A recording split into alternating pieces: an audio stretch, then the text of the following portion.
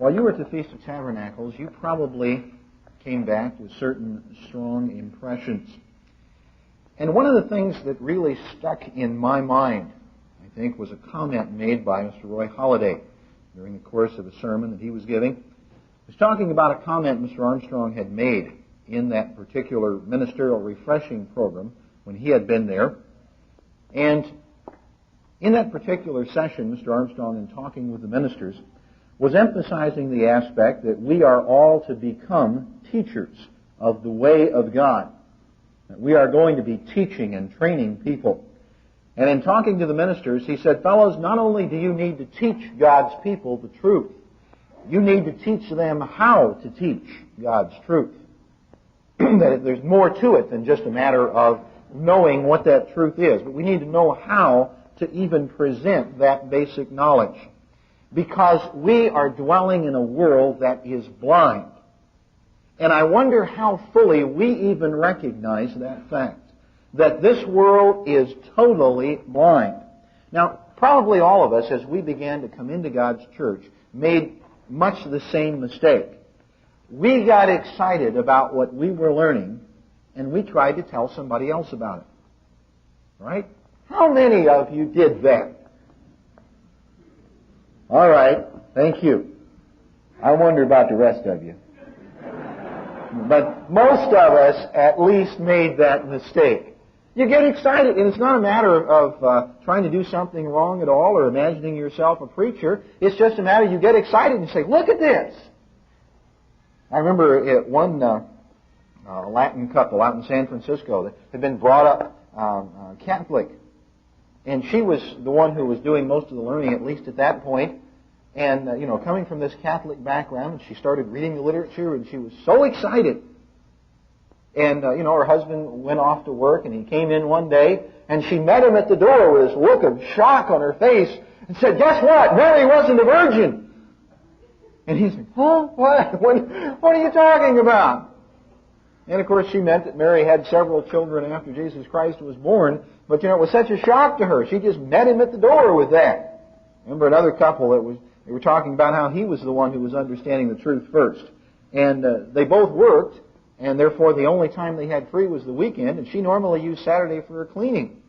So he learned about the Sabbath, and every time she'd start up the vacuum cleaner, he'd run in behind her and pull the cord and say, you can't do that, and he'd read Scripture to her.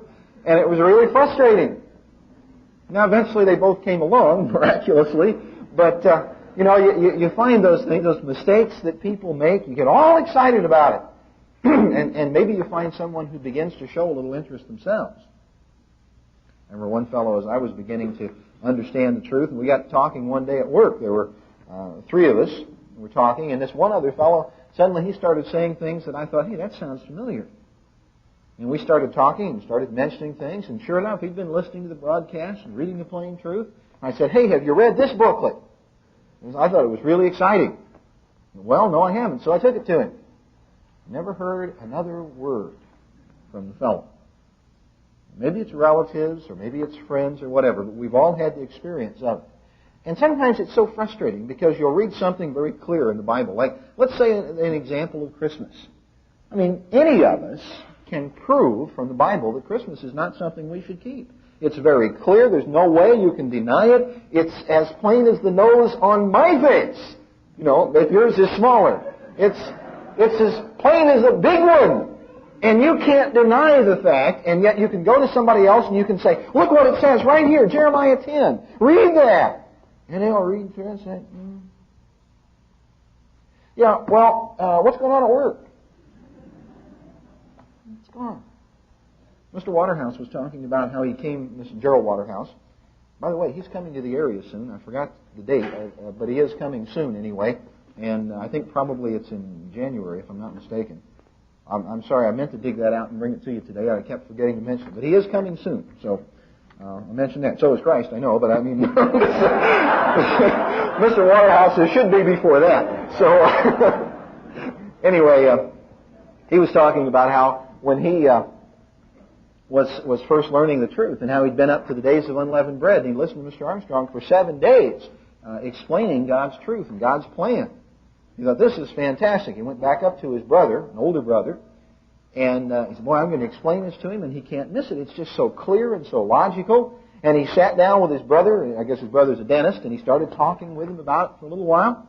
They talked for about 15, 20 minutes, and he just, perfect logic right down the line, just repeating what Mr. Armstrong had said, and just perfect, showing him this. And his brother looked up, looked over at his wife, and said, "Did you put out the dog?"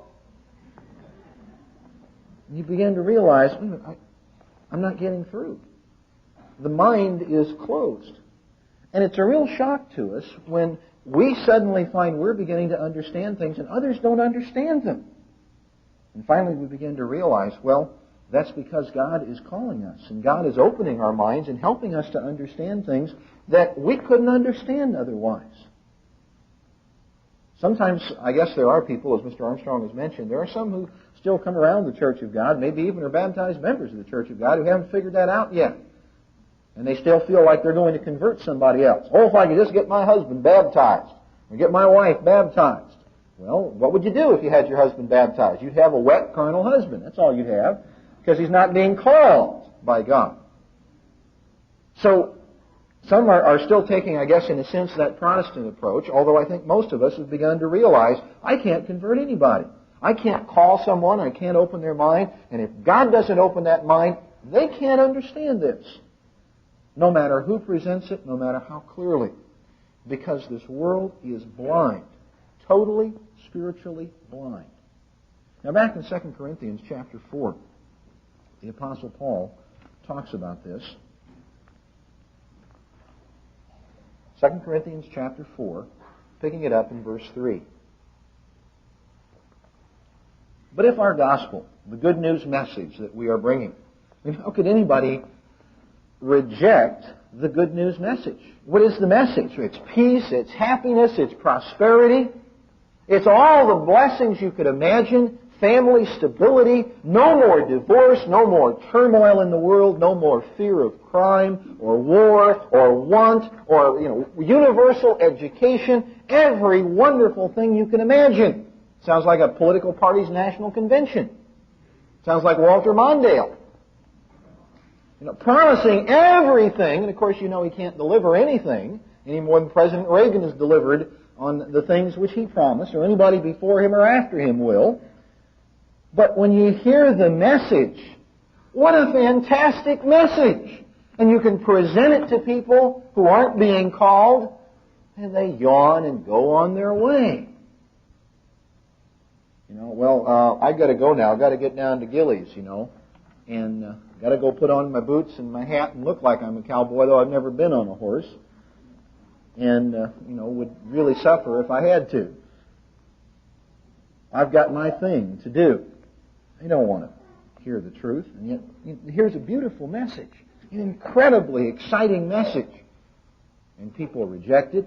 People are bored by it, and some people absolutely hate it. Some people despise it and attack it and would do anything to destroy the church and the apostle who spreads that message.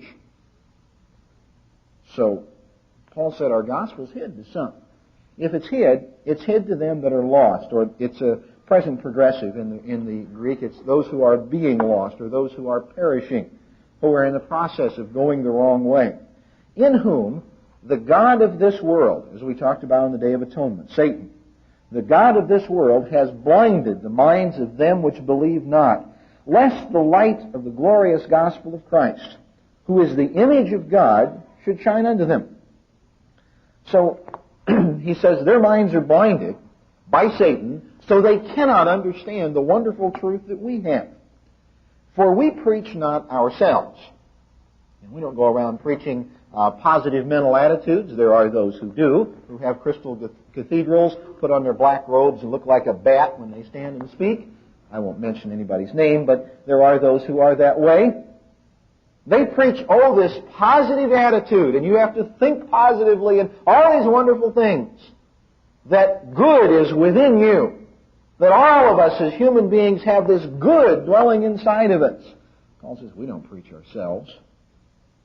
We're not pointing to ourselves and saying, look at us.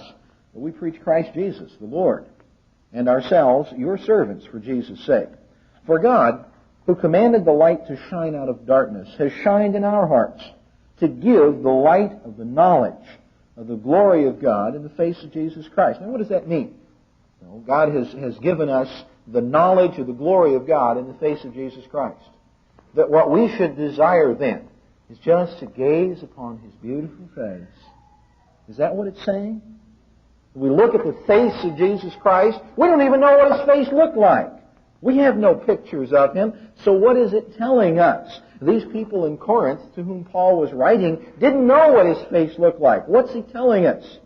He's telling us that the way Jesus Christ lived His life, His approach, His attitudes, the way He thought, the way He lived, the way He acted, how He responded in different situations that arose, show us the glory of God. That He, in living His life, was not trying to attract glory to Himself, but was showing this is what God is like. That's why we read back there, as I read to you a few weeks ago in Colossians, 2:9 or something like that, that says that He is the fullness, in Him dwells the fullness of the Godhead bodily. Everything you ever want to know about God, you find in the example that Jesus Christ set. And that's what He was striving to do. Show mankind this is what God is like.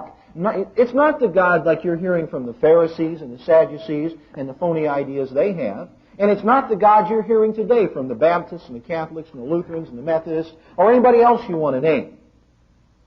He said, I'm showing you what God's like. And Paul's saying, that's what's been revealed to us. We look at the example of Jesus Christ and we see what God is really like. We see the glory, the majesty, the mind, the incredible mind-boggling wisdom of God by looking at Jesus Christ. For we have this treasure, as he says, in earthen vessels, that the excellency of the power may be of God and not of us. So he said, okay, we have been given this knowledge. But it's only been placed, it's like taking some precious substance and putting it in a pottery jar. Because that pottery jar isn't going to last, and it's nowhere near as precious as what's been put inside of it. You know, if you go to the store and you buy some particular item, let's say if we were to use an item like perfume, a very expensive perfume, maybe cost you $75 an ounce. You go to the store, buy the perfume, $75 an ounce, take it home, dump it down the drain, and say, isn't this a beautiful bottle? Well, you're buying what's inside. The container is really kind of unimportant. It may look nice or it may not look nice. What's inside is what you're concerned about. You don't go to the store and buy a can of coffee so you can have the can. You want something else.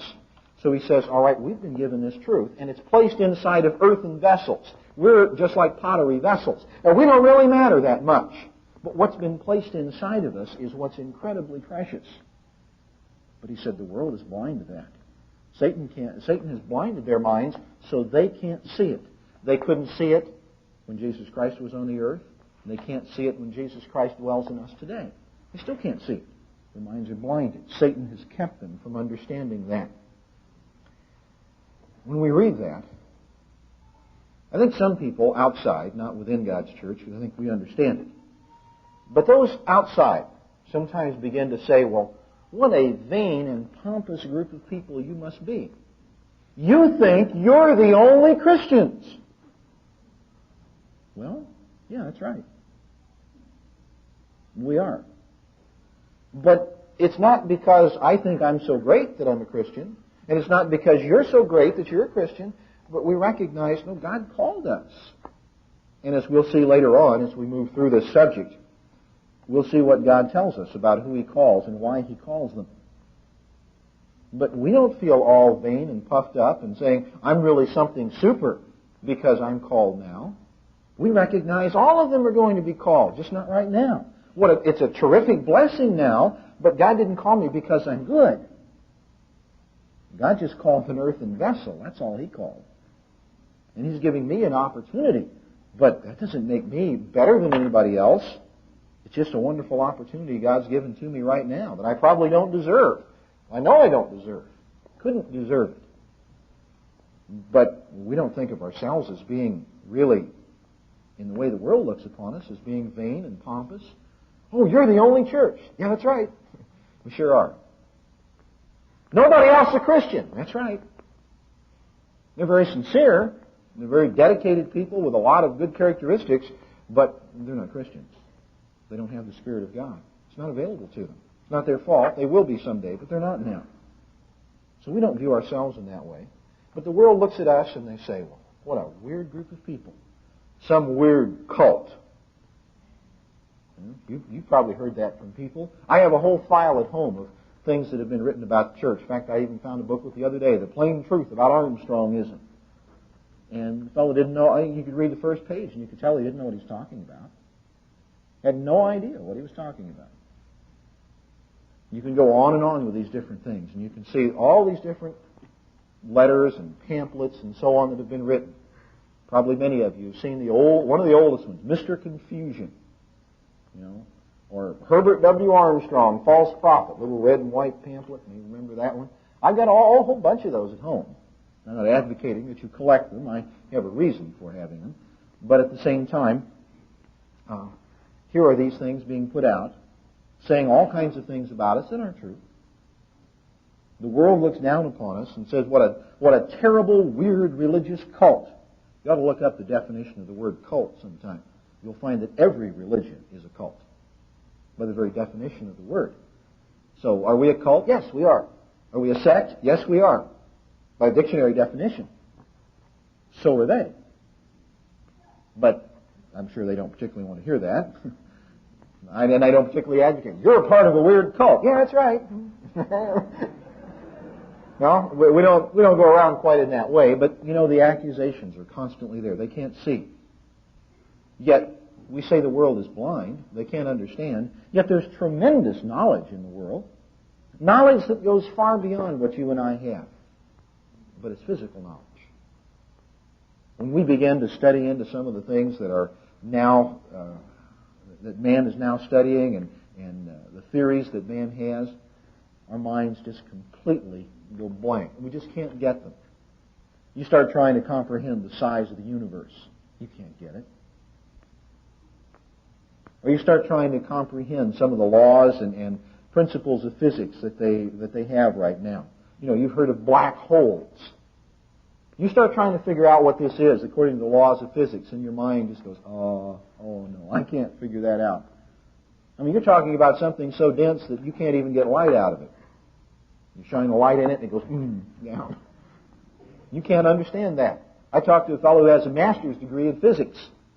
I said, can you explain a black hole? He says, no. Sure can't. There's no way to explain. In fact, he said, I don't think they exist. So, you start thinking about all these things. Man has this incredible knowledge that just leaves you and I behind. And for that matter, if you begin going into the field of theology, you'll find knowledge that just absolutely boggles your mind. I have books at home that I use as reference books sometimes. I have one that's a nice 30-volume set. At least originally it was 30 volumes. It's 10 volumes now. This thing takes up this much space in my bookcase, and it's an Old Testament commentary. In order to properly use it, you have to be fluent in 7 different languages. And I thought that was bad. Then I got another one. And it takes something like 13 different languages to be able to understand it fully. Now, I don't understand those things in there. I don't understand 13 languages. I have trouble with English. So 13 languages?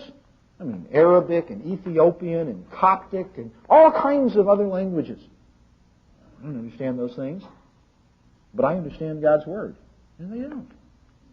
Their minds are blinded, not to physical knowledge, but to spiritual knowledge. In 1 Corinthians chapter 2. 1 Corinthians 2, and we'll come back to this one again later too. 1 Corinthians 2. Just one verse here, verse 14. It says, but the natural man, the normal person who exists in this world, dwells in society, carries out his normal daily existence, just like your neighbors, your family, your friends. The natural man receives not the things of the Spirit of God, for they are foolishness unto him. Neither can he know them, because they are spiritually discerned. So Paul tells us that it is impossible for a physical person in this world without the Spirit of God, without the help of God's Spirit, to understand spiritual things.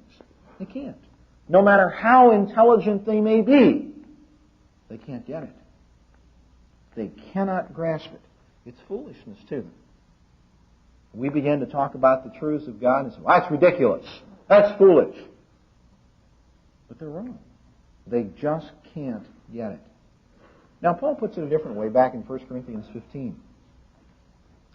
And here, this chapter, we're well familiar, talks about the resurrection. It uses a term which you'll find several times in Paul's writings.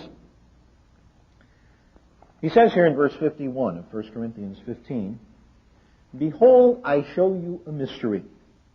We shall not all sleep, we shall all be changed." He uses the term mystery. Now, if you come from a Catholic background, you know there are many mysteries in the Catholic religion. One mystery is how anybody can believe it, but beyond that, there are many mysteries.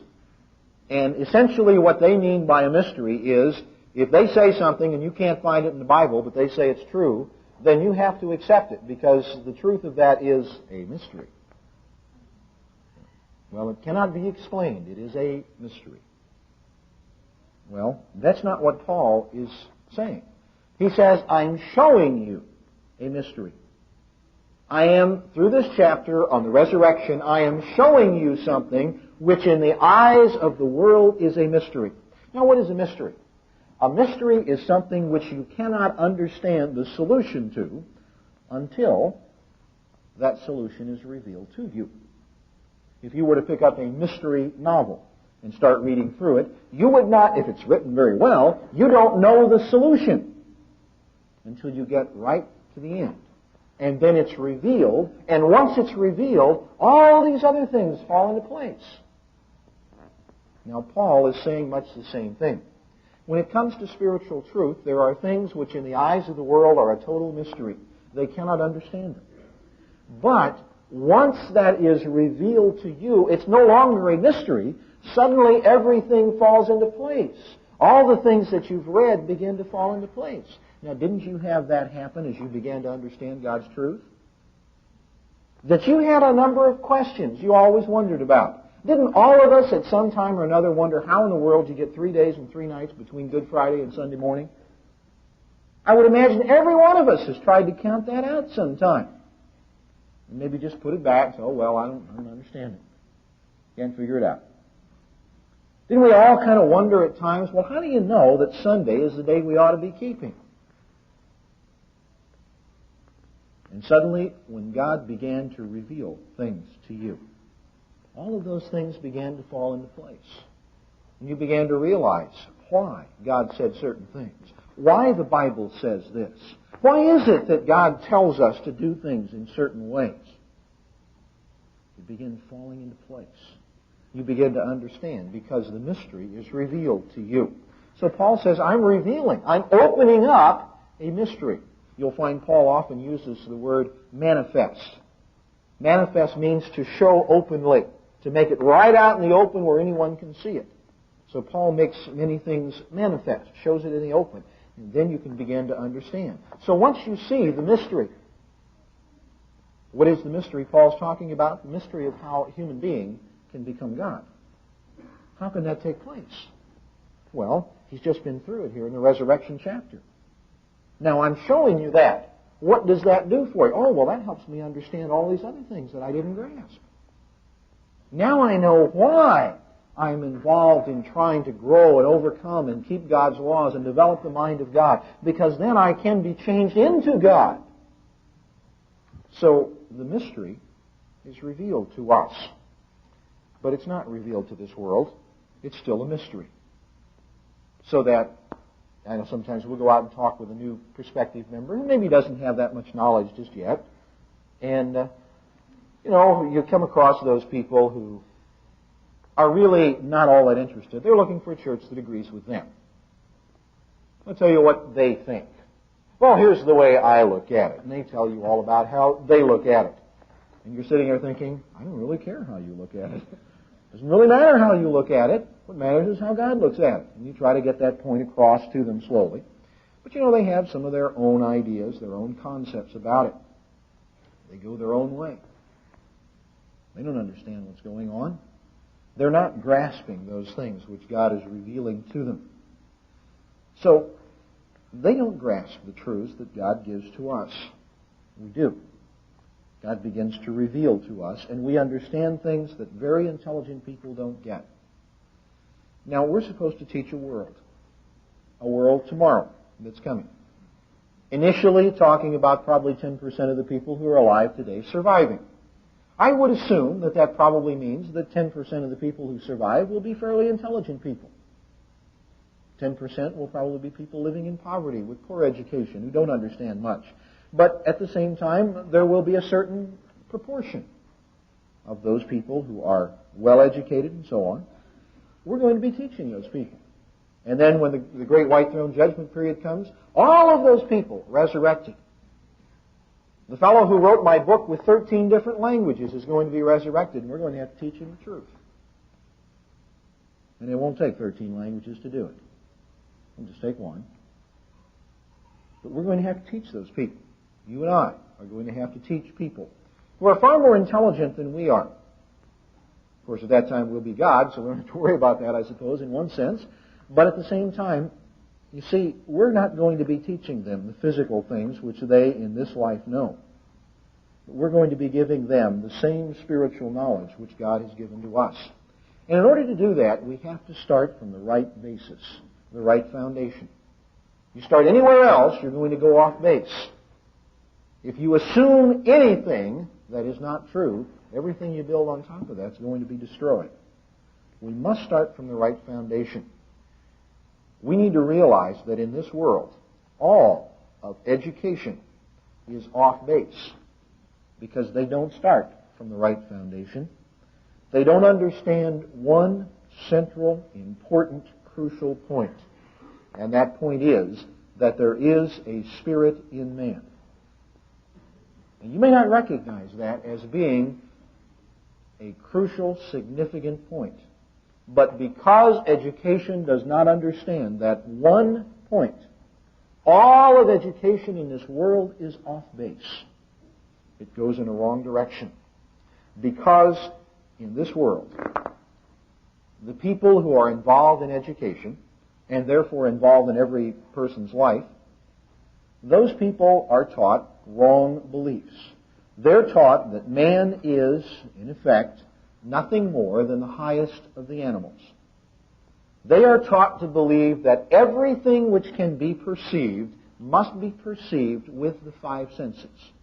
If you can't touch it, smell it, taste it, hear it, or see it, then it doesn't exist.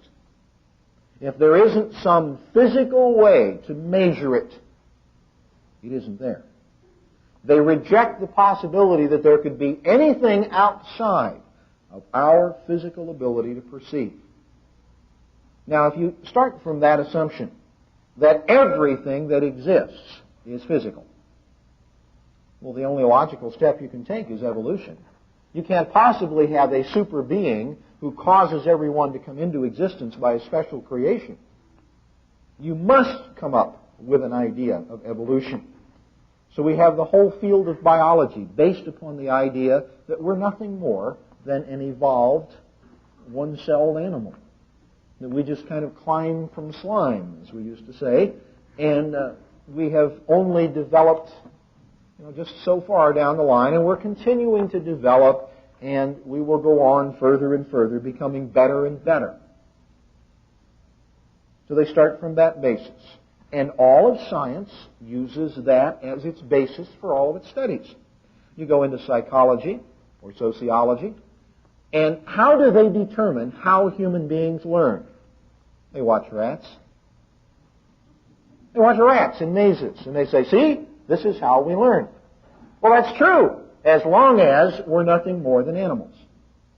As long as there's nothing in the human brain that's not in a rat brain, then fine. You're doing just fine. And they come up with all kinds of theories and treatments and approaches based upon that concept. That there's nothing different between a human being and an animal. You look at history, it takes the same approach. Man is nothing more than the highest of the animals. Where did marriage come from? Well, there were these apes that kind of lived together as a communal thing, and then they began to separate with pairs, and, it just kind of became a natural thing. That's how marriage came about. No, it isn't how marriage came about. But if you take that approach, if you take the idea marriage is nothing but an evolutionary product, well, then you see it's very logical to say, well, how do I know that's the best system? Maybe it ought to be one man and 3 wives, or one woman and 3 husbands. Or maybe we shouldn't have marriage at all. Maybe we should just get back to a big communal thing. Or maybe we don't need marriage in any way at all. We can have men living with men and women with women. You don't have that happening today, do you? You have all kinds of that type of thing going on. It's the logical step to take. Because if marriage is only an evolutionary thing, well, you don't know whether it's good or not. You may as well try other things and see. But if marriage is a creation of God, it changes your whole perspective.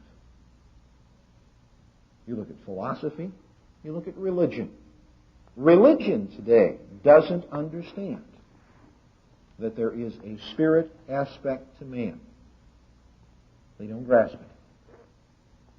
They do research. There's one fellow who in his will put up, I forget how many $1,000 it was, if anyone could prove that man has a soul. How are they going to prove it? Physical means. They want to measure it. They take individual human beings, I don't know if you've seen this or not, take human beings who are at the point of dying and weigh them. And then when they die, they weigh them again real quick and see if there's any difference. I'm not making that up. That has been done. To see if the soul weighs anything. Ridiculous ideas that people go through. They want to prove everything physically. They don't understand there is a spirit in man. And that concept is one of the most crucial concepts for us to understand. If we get that concept, then we have the foundation to begin teaching mankind what the right way really is.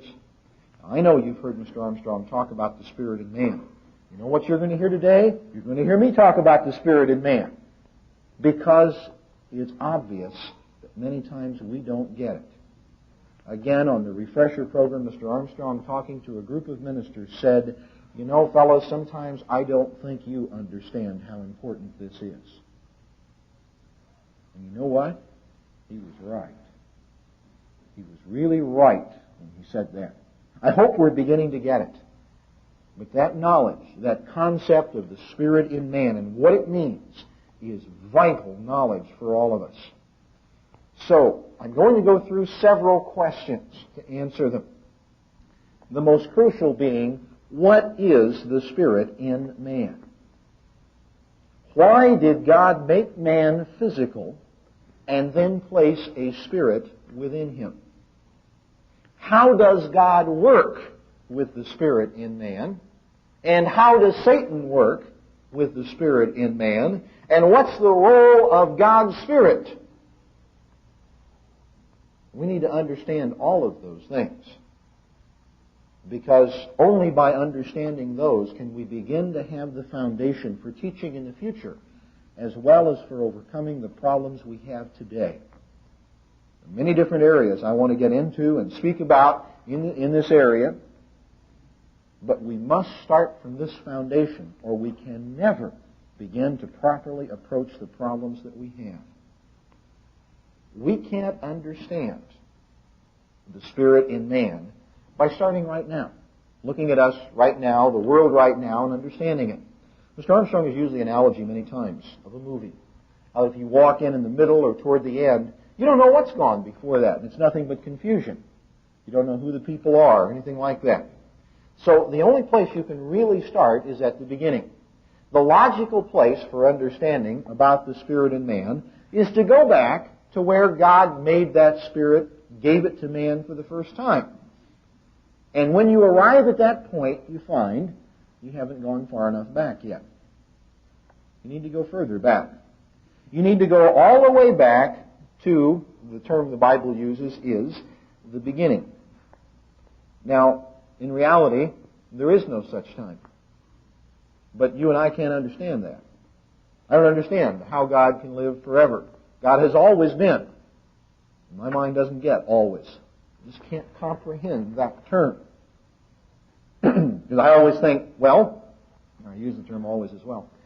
I always think, well, what about before that? There is no before. It's always. God has always been. Right. What was there before then? Well, there's nothing. We can't comprehend it. Our minds just don't get it because that's not physical knowledge. We're limited.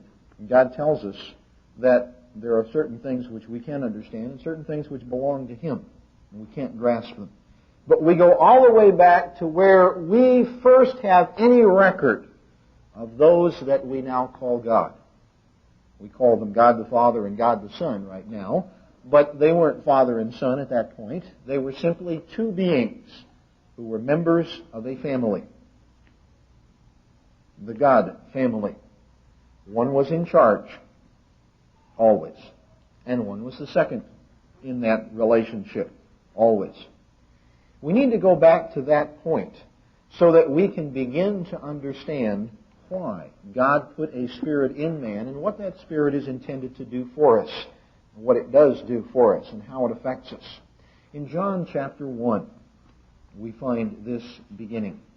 Now, as I mentioned in the Bible study, in Genesis chapter 1, as we'll go back to it later on, God begins to reveal Himself to a physical, carnal people who could not understand spiritual things because they didn't have God's Spirit. So He reveals Himself in physical terms to those people.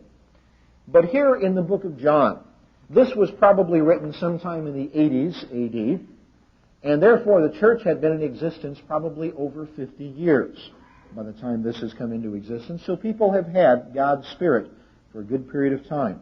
And they should be able to understand spiritual things. So he gives us a different perspective on the beginning. He says, in the beginning was the Word. The Word was with God. The Word was God. Now again, I'll repeat some of this for those of you who weren't in Bible study. But if you'll notice there, it's in the beginning was, past tense. No matter how far back you go, God and the Word were already there. You want to go back 25 billion years? Fine. What do you do when you get back 25 billion years? Well, you find that God and the Word are already there. You go back another 25 billion? Already there. They've always been there. And what is the Word? Without going into a lot of Greek philosophy, the Greeks taught the concept of the logos, or word, or spokesman. And that was, again, a part of the way they looked upon many different things. But the expression, the logos, meant, well, their idea was that an individual's word, what he spoke, was a perfect representation of what that person thought, of what he was, of what his character was. So therefore, the word of an individual was considered almost the same as that person himself. It was the perfect representation of the individual who spoke it. So John used that same concept in introducing Jesus Christ and God the Father. He says, here is the Word, who is the perfect representation of God. So we have the two of them, who are perfect, who are exactly alike. Different personalities, but exactly the same character. Okay, and of course Mr. Armstrong's explained many times, and we understand the concept about the Word being with God and the Word was God, that there are two here. The same was in the beginning with God. All things were made by Him, and without Him was not anything made that was made. Everything that came into existence by the Word of God. Now that tells us that these two beings have always existed. There has never been a time when God was by Himself and created this second being. Both of them have always been. See, he said there wasn't anything created that wasn't created by the Word, the one who became Jesus Christ. So let's not get into that. We understand from this that they have both always existed. And he was the agent God used to bring all things into existence. In him was life. And life was the light of men. And we could go on with that, but I want to skip over that right now. We find here two eternal beings. One who was the one in charge, the other who was the agent of creation, the one who carried out the commands of the one in charge and did the creating. Now back in Isaiah 57, just a couple of quick scriptures to refer to here. Isaiah 57 verse 15. I just don't even want to go through the whole verse. I just want you to notice one aspect of it. For thus says the high and lofty one that inhabits eternity. So we find that God's dwelling place is eternity. God inhabits and fills up eternity. He has always been there. His very name, we have the Hebrew tetragrammaton, which we normally pronounce Yahweh, or something along that line, Yahweh, and that means the eternal. We talk about it as, that's the way we normally pronounce it. When we come across the Bible, the word L-O-R-D in all caps, we generally say eternal, because that's the basic concept that's there. It means self-existent, one that goes on and on and on. Now let me point you to something here back in Exodus chapter 3. Here we find Moses being introduced to this great God. I want to do just a little bit of speculating here, and I think I'm fairly accurate on this. Here in Exodus chapter 3, verse 13, Moses said unto God, Behold, when I come unto the children of Israel, and shall say unto them, The God of your fathers has sent me unto you. And they shall say to me, What's his name? Well, what shall I say unto them? And God said unto Moses, I am that I am. And he said, Thus shall you say unto the children of Israel, I am has sent me unto you. Now what is the meaning of that phrase? I am that I am. It can be translated a couple of other ways. It can be translated, I will be that I will be, which is just as accurate, and so on. It can be translated in that way as well. Another translation puts it, and I think this is a very good way of putting it, I ever shall be the same that I am today. In other words, it shows the eternity of God's character. God says, what I am today is what I was yesterday, and it's what I will be tomorrow. So you may always know when I say, this is the way I am, this is my character, this is what I want of you, then it's what I wanted yesterday, it's what I want today, and it's what I'm going to want tomorrow. I'm not going to change the terms later on down the line. We're not going to reach all the way to the point of Christ's return, and God will suddenly say, well, I wanted you to do this other thing, but I forgot to tell you about that. No. What God says today is the way God is for eternity. That's why twice in the Scriptures, I won't turn to these two, but Malachi 3 and verse 6 says, I am the eternal, I change not. He says in Hebrews 13:8, Jesus Christ the same yesterday, today, and forever. And if you tie in verse 7 with that, you'll see that that is the goal we're shooting for, to be just like Jesus Christ, who is the same for eternity. So, in one sense, God's very name is a promise to us of the stability of His character. It will not change. When God says, you will not kill, that is what God expects in the past, today, and for all eternity. God's character is set and unchangeable. Now that's an important concept for us to realize. Here is the eternal God. Now back in Hebrews chapter 1, it talks about this one who became Jesus Christ. And he says here in Hebrews 1, verse 1, God who at sundry times and in diverse manners spoke in the past unto the fathers by the prophets, has in these last days spoken unto us by His Son, whom He has appointed heir of all things, by whom also he made the worlds. Again showing us that everything that exists has been brought into existence by Jesus Christ. That includes the angelic beings. We'll get to them in a moment, but it includes them as well. In Ephesians chapter 3,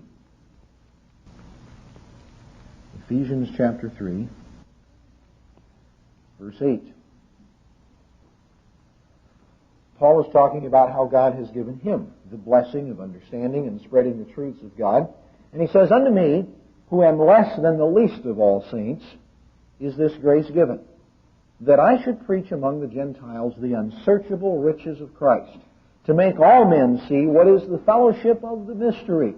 Again, you see that mystery coming up, which is, again, revealed to us. He might make people see what has been a mystery, which from the beginning of the world has been hid in God, who created all things by Jesus Christ, to the intent that now, under the principalities and powers in heavenly places, might be known by or through the church the manifold wisdom of God. You see, when God wants people to understand something, He reveals it through His church. He does not reveal it through individuals.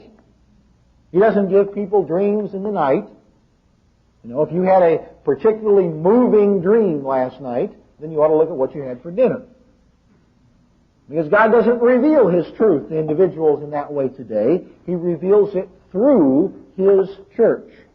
That's where God's truths come from, according to the eternal purpose which He purposed in Christ Jesus our Lord.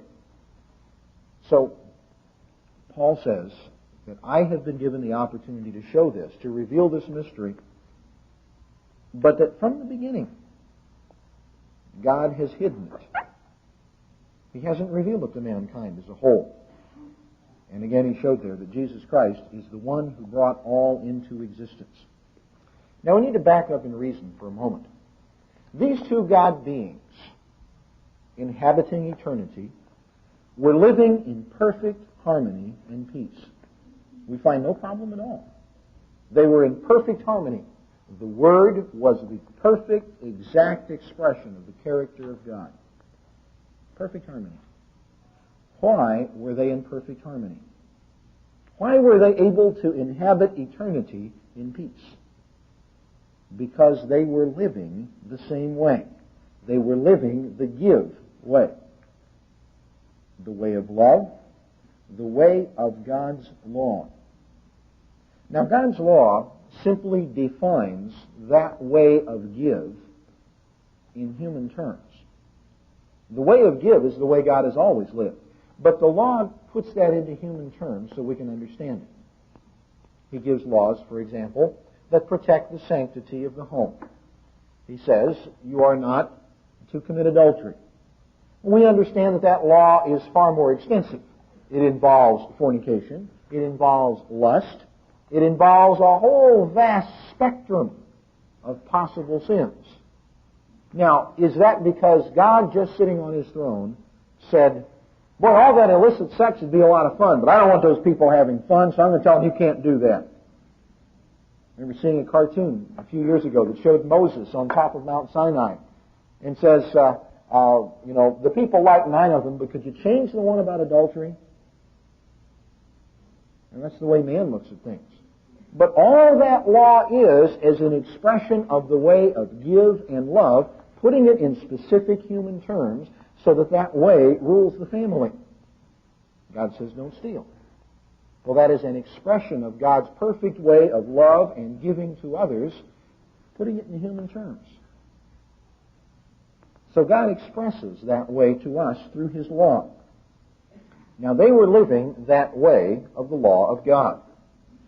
And there was such joy and peace and happiness that they wanted to expand and to grow. They wanted that way to spread. They wanted others to share in that way.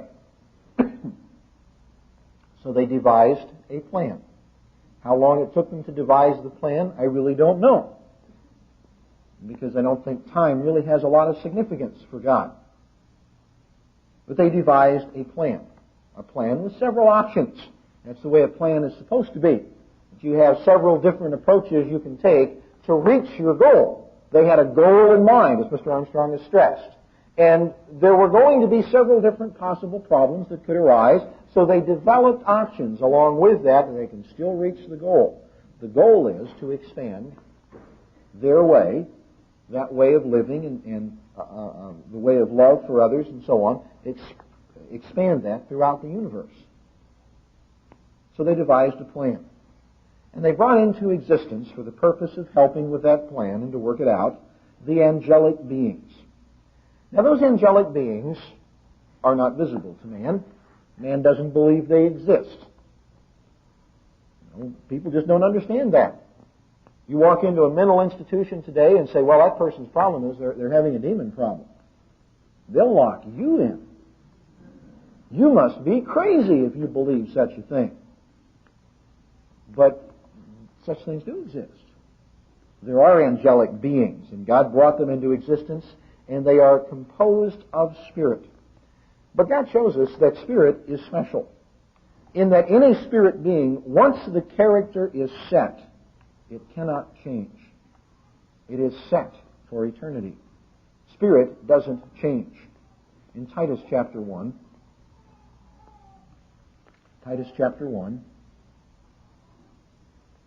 it shows us a characteristic of God here to show this point. Breaking in the middle of the thought here, but I just want to emphasize one thing. Titus 1, verse 2.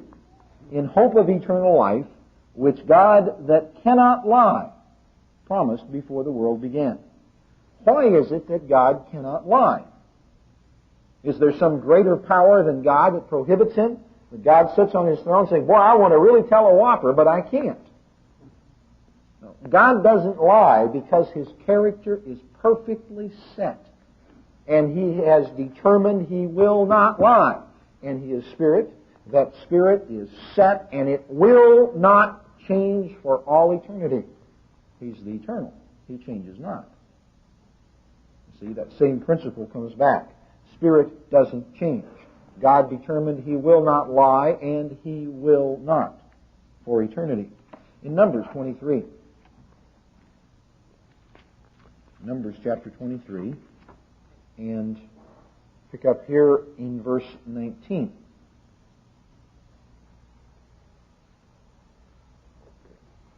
God is not a man that he should lie, neither the Son of Man that he should repent. Has he said, and shall he not do it? Or has he spoken, and shall he not make it good? God is not a man who can lie. God cannot lie. Now, there are certain things, see, people think that God can do everything. No, God can't do everything. There are some things God cannot do. God cannot lie. God cannot cheat and steal. God cannot do anything evil, because his character is perfectly set, so he will not. There are many things God cannot do, because he has chosen not to. I've heard the old thing of, well, if God can do anything, can he make a rock so big he can't move it? Well, that's a real philosophical plum there. And the answer is, he won't. Very simple. God won't do such a stupid thing. He's got bigger things to do than that. And please, philosophers. So we see that spirit doesn't change. So these spirit beings are created, angels created as spirit beings. But now, they are not created with character, with the character of God. Their character is not set. Because character cannot be created. It's another thing God can't do. God can't create character. Cannot be created. Character can only come from making choices. Character comes from making choices. Now, sometimes people have the idea that it's a matter of either having character or not having character. That's not what we're talking about. You will have character no matter what. The only choice is, will you have God's character or will you have Satan's character? Depending upon the choice you make. That's the only choice. Now, these angels came into existence not having character, but having the ability to make choices. Being spirit beings, once they chose to obey God, that would be set for eternity. But God knew the potential was there that they might not choose that way. Now, Satan has strength of character, but it's evil character. You can look in this world, which is Satan's world, and you can see people very strong in character. But the character isn't godly character. There are some people who are incredibly strong to do evil. You know, you read about some of the things that have been carried out in warfare. You read about the training that someone has to go through to be a part of the U.S. Special Forces, a part of the Green Berets. You read what kind of training they go through, and that takes a tremendous character. And what do you have when you're finished? Basically, you have an animal who can kill in just about any way you can imagine. Oh, there's a lot of character, but it's evil character. It's not godly character. It's Satan's character. Oh, it's there. So we need to recognize when we make right choices, we are building godly character. When we, on the other hand, make wrong choices, and failing to make any choice is a wrong choice. When we make wrong choices, we develop the character and mind of Satan. One or the other. There is no middle ground. Either you have the mind of God or the mind of Satan. And every choice we make affects the kind of character we have. Now, God then took those angels, and He brought into existence the physical universe, and the earth specifically. The earth was to be a testing ground. Now, several years ago, someone pointed out to me an interesting quote from a Time Life book about the universe. You know, it used to be taught by the ancients that the earth was the center of the universe, and everything went around it. And of course, different ones have come along and shown since that point that, well, the earth is actually part of the solar system, and the earth rotates around the sun, and we have, we're part of a spiral arm of a great galaxy, which is part of, bigger and bigger things. We can't possibly be the center of the universe. But this one particular book said one of two things is true. Either the universe is limitless, or we really are the center of the universe, because everything is spread out evenly away from us. I have to kind of wonder if maybe we really are the center of the universe. Because after all, where else is God working?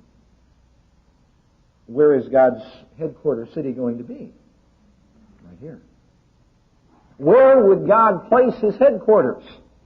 Would He be like the United States and put it in Washington, D.C., way over on the East Coast? Well, God pretty well puts things in the center. I can't prove that. Somebody wants to disprove it, fine, go right ahead. But I think it's an interesting speculation. That the ancients may not have been all that wrong. Anyway, God took the earth and He put the angels on it as a testing ground, an opportunity for future growth. If they had been able to establish God's way on the earth and faithfully have their character set, then they could have had much greater opportunity in the future. They would have been able to go out further and further and spread God's way, wonderful blessings. But of course, we realize that didn't exactly happen. God's government was placed on the earth, and there was a great archangel placed over it. Again, we covered that in the Day of Atonement. And then a test began. The angels may not have even realized it was that big a test at the time, but there was a test of government. God's government. Will you be subject to it or not? Now, government isn't a test as long as you agree with it. It's no problem. The government doesn't test your character at all as long as you're in perfect agreement. Government is a test when you disagree. When something happens and you don't think it ought to be done that way, then government becomes a test for you. Oh, you may see someone, let's say someone that has to be put out of God's church. You think, well, I don't think that's fair. Okay, you're having a test of government. If you thought it was perfectly the right thing to do, well, I wondered how long it was going to be before they put that person out.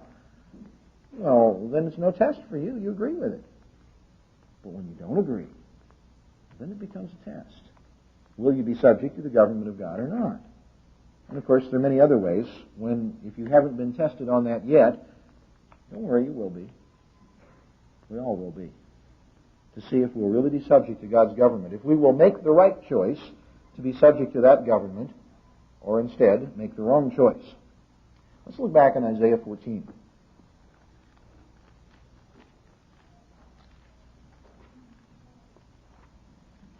In Isaiah chapter 14, we pick it up in verse 12. And we see the attitudes that began to develop here. Isaiah 14, verse 12. How are you fallen from heaven, O Lucifer, son of the morning? How are you cut down to the earth, which did weaken the nations? For you have said in your heart, I will ascend into heaven, where God's throne is. I will exalt my throne. He did have a throne. I will exalt or lift up my throne above the stars of God. Stars, again, being symbolic of the angels of God. I will sit upon the mount of the congregation in the sides of the north. Now, the mount, again, what is a mountain? Government. I will sit on the government of the whole congregation, of all the assembly, of all the angels that exist, in the sides of the north. The Bible also tells us that God's throne is in the sides of the north. Tie in Psalm 48, verse 2, I believe you'll find. It talks about God's throne being in the sides of the north. So in essence, he's saying that I'm going to take God's position. I will ascend above the heights of the clouds. Now his limit was the earth. God said, you're responsible for all the earth. He said, I'm going to go above that. That's not enough. I want more. I will be like the Most High. Or Mr. Armstrong has said, I think he even repeated at the feast, he feels that word like should be eliminated. I will be the Most High. I will take over and be the ruler. My way is better. He goes on and says what's going to happen to him. But you note the attitude that began to develop in Satan in this testing ground upon the earth. Now let's go back to Ezekiel 28. Again, picking it up. Well, no, let's not do it that way. Ezekiel 28. He starts out in verse 1 and 2 talking to the prince of Tyrus. Now, we have often looked upon that as a reference to the physical ruler of ancient Tyre. But as you begin to study this out, I have, or at least used to have, a paper, which unfortunately was written by someone who's no longer in the church, but at the time he was. And he talked about some of the changes that took place in ancient Italy, and how that you can find that when Babylon fell, the religious rulers, the leaders, the Chaldeans, moved from Babylon to the city of Tyre. When Alexander the Great came along to destroy the city of New Tyre, those same individuals disappeared. They took off, but they disappeared from history. And suddenly you find a brand new civilization existing on the banks of the Tiber River at Rome, with exactly the same Babylonian religion again. Same system, all over again. And it seems to indicate that it's exactly the same people being moved over across to where we call Rome today. And in his book on the incredible human potential, I don't know if you noticed the point, Mr. Armstrong says that this prince of Tyrus, referred to in verse 2, is not a reference specifically or solely to an ancient ruler. But he says it is a reference to a religious ruler who will come on the scene soon in our day. Okay. Then he goes on to the power behind that ruler. In verse 11, moreover, the word of the Lord came unto me, saying, Son of man, take up a lamentation upon the king of Tyre, and say unto him, Thus says the Lord God, You seal up the sum, full of wisdom and perfect in beauty. Now again, that can't be said of a human being. You have been in Eden, the garden of God. Who was in Eden? Adam, Eve, God, and Satan. Nobody else. We know Adam and Eve died, and God is doing the speaking, so the only other one left is Satan. And then he goes on talking about how he was created and so on. He says at the end of that verse, The workmanship of your tabrets and of your pipes was prepared in you in the day that you were created. Talked about that in Bible study the other night to a limited degree, that this shows that Satan was created with the ability to make music. That was a part of his created ability. It was built within his spirit body to be able to make music. And of course, when he began to be perverted and go away from God, that ability began to be used contrary to God's way, and is still used contrary to God's way in Satan's world. You are the anointed cherub that covers, and I have set you so. You were upon the holy mountain, or again, government of God. You've walked up and down in the midst of the stones of fire. You were perfect in your ways from the day that you were created till iniquity was found in you. So he was created perfect, not with perfect character, but created perfect with no flaw. He was not created evil, he was created neutral. And immediately instructed in spiritual knowledge. Now, he was a spirit being, so he could understand spiritual knowledge. Given that instruction right away. But iniquity finally was found in him. He talks, I'll skip over verse 16. Verse 17, your heart was lifted up because of your beauty, so vanity began to come in. You have corrupted your wisdom by reason of your brightness. So he looked at himself and his wisdom, which was at one time perfect. Remember, that's what God said. He had perfect wisdom. But it began to be corrupted because his mind began to turn away from God. He wasn't able to think clearly. Though he didn't know it. He thought he was still perfect in wisdom. Much as what Mr. McGowan was talking about in the sermonette. That when we sin, normally we have some way of justifying it and feeling that we're right. That's what Satan did. He was perfect in wisdom, and he didn't know when he began to have wrong attitudes that his wisdom was leaving him. He didn't grasp it at all. He says in, let's see. Well, that's far enough, anyway, as far as reading about him and what's going to happen to him. So we see that he rebelled. He began to go away from God's way. And we find back in Revelation 12, it tells us a little bit more about this situation. He says here in Revelation 12, in this vision that John was given, it's especially for the church, but he also tells us a certain amount about Satan in verse 3. Revelation 12, verse 3. There appeared another wonder in heaven. Behold, a great red dragon, having 7 heads and 10 horns and 7 crowns upon his heads. And his tail drew the third part of the stars, the angels of heaven, and did cast them to the earth. And come down to it's actually a later time, but it's interesting to note what it tells us here in verse 9.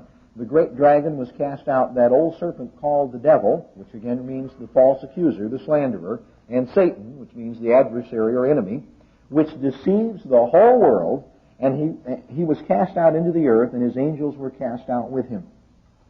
So we find here this individual, who was at one time called the morning star, is now called the false accuser, the slanderer, the enemy. God changes his name because his character now has become set against God. He had to make a choice, and the choice he made was the wrong choice, and his character was set, and a third of the angels went with him in that same way. Now, he deceived the whole world. Maybe he deceived some of them. Mr. Armstrong has said that it may be a possibility that some of those demons or angels that went with Satan were deceived. And maybe God will be merciful in the sense of removing the deception and giving them an opportunity to have the character set in the right way. We don't know that. God doesn't tell us. It's his decision and not ours anyway, so in some ways we don't need to know. But we see the attitude that was there. That Satan began to accuse, slander, spread a few half-truths and lies, and then before long he became the enemy of God, and the angels along with him. Now there's a result from that. They rebelled against God. They turned against God's way, and their character was set to do evil. The others obviously had to make a choice too. They had to choose, will I go with him, or will I go God's way? And evidently 2/3 chose to go the right way. And those righteous angels are still the ones that we can be very encouraged about, that God has them as servants for us, to help us and to strengthen us. That's why we asked the blessing last week on the little children. Now there's a result that comes when sin enters in Romans chapter 6. He says here at the end of this chapter, again remember, as I said, the law of God defines, as we have it in the Bible, defines God's way of living, of giving, of love. It defines it in human terms. We read in the Bible that the transgression of that law is called sin. 1 John 3:4, sin is the transgression of the law. What is the result of breaking that law in the human realm? Romans 6, verse 23. For the wages of sin is death. And of course he tells us the gift of God's eternal life. We'll come to that another time. But the wages of sin is death. Now, as long as you're physical and you can die, that applies. But what does the Bible tell us about the angelic beings? In Luke chapter 20.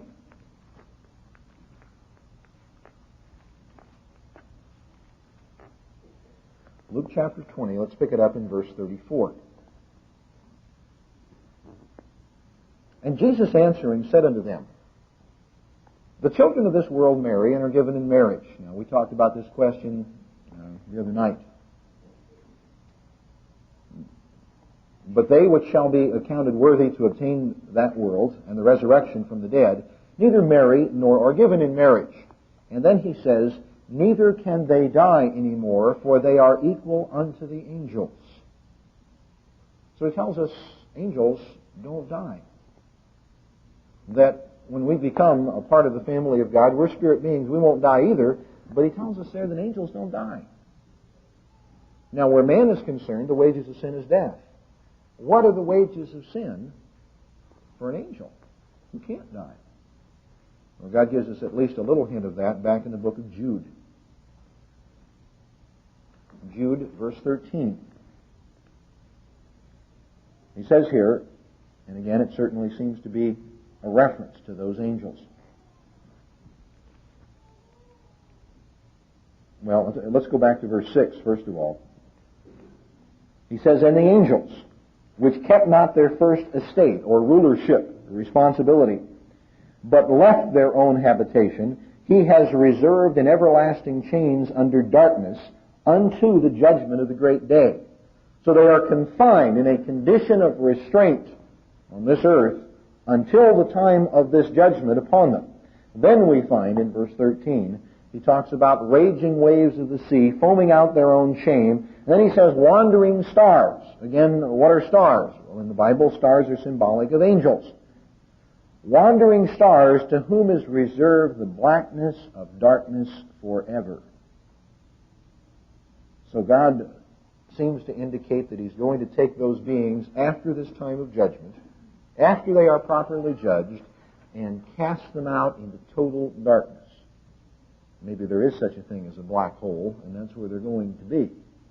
But totally separate from God, all the members of the God family and God's creation, cast out and placed in total darkness because they have chosen to go that way. So the wages of sin for them is a little different than it is for us. It's being totally cast out away from all of what God is doing. Now, have you ever heard anybody in religion today telling you that the wages of sin is separation from God? That's one of the things that's taught in Protestantism today. That, well, if you are a good person, you go to heaven, and if you're a bad person, you're still going to live forever, but you're going to be in hell. Well, what's hell like? Well, you're just cut off from God. Now, where would they get an idea like that? When the Bible says the wages of sin is death, where would they come up with the idea that the wages of sin is being placed into a terrible place where you're cut off from God for all eternity? Satan and his demons are the ones who will be there. So that must be where they got the idea. Now, as we get into understanding how they got that idea from Satan, we'll begin to understand a little bit more about God's Spirit and the Spirit in man. God has shown by that portion of the plan that he worked out that spirit beings without godly character cannot be trusted to faithfully carry out God's government. Even a spirit being who has spiritual understanding, if he does not have godly character, he cannot be trusted to carry out God's government faithfully. Now later on we'll see as well that physical Israel was an important part of God's plan to show something about physical people as well. But he showed that where those spirit beings are concerned. So he has proven a very important point. He has proven that the only one who could be trusted to live his way faithfully without fail was God. Because the only ones who did faithfully live God's way was God the Father and the second member of the God family. The only ones who could be trusted.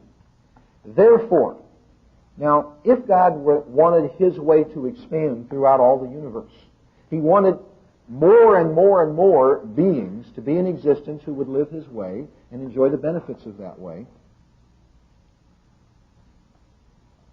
He knew it would do no good to bring all these beings into existence unless they would be faithful in administering his way of life. To bring some into existence who would not be faithful means that he would be introducing chaos and confusion into the universe. God doesn't want that. He's a God of order and peace and happiness and light and joy. So the only way all of that could be guaranteed is if the beings that he brings into existence will faithfully carry out his way without fail. And if the only one who will do that is God, then there only remains one possibility. God must have a way to reproduce himself. God must make more to be a part of his family, to be God, because only God can be trusted to carry out that responsibility. Therefore, to do that, God created man. But he created man physical, so that change would be possible.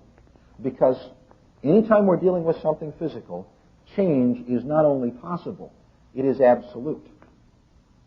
As Mr. Armstrong has quoted Albert Hubbard, he said, "Nothing is permanent but change." And in the physical world, that is true. Everything physical changes. No matter how long we may think it would survive, it changes. You look at a solid granite tombstone, and you think, well, that thing is going to last for centuries. Yes, it may. But eventually, it will change. You look at some of the structures that were built a couple thousand years ago, any that survive, and you will see, yes, there are some that survive. In Israel, there are a number, in other parts of the world. I think of the great tomb over the burial place of Abraham in Hebron. Herod built that almost 2,000 years ago. Still stands. Quite a structure. But you can see the change. The stones are wearing. And eventually it will collapse. Everything physical must change. So if he brings man into existence, now with the spirit being, once his character is set, once he makes the decision, that's it. He is set. But where man is concerned, man can make the wrong decision and then see it and change and begin to make the right choices and have the right kind of character developed in him. So he created man physical so that he could change, and so that if he chose to go the wrong way and reject God, he could then be destroyed and no longer exist, and not have to continue on in misery and suffering and pain, but instead his existence could simply be stopped. That brings us up to the time of man's creation and the Spirit in man first being given back in Genesis chapter 1. It also brings us about 4 minutes overtime. So obviously we're going to have to go on. All of this is foundational to begin understanding why the Spirit in man is given, how it works, how God works on it, how Satan works on it, and what the Spirit of God means to us. That's vital knowledge before we can understand marriage, before we can understand child rearing, before we can understand peace between peoples. We must understand the spirit in man and why it is so very, very important. So, God willing, we'll continue with that next week. Additional programs and literature available at hwalibrary.com.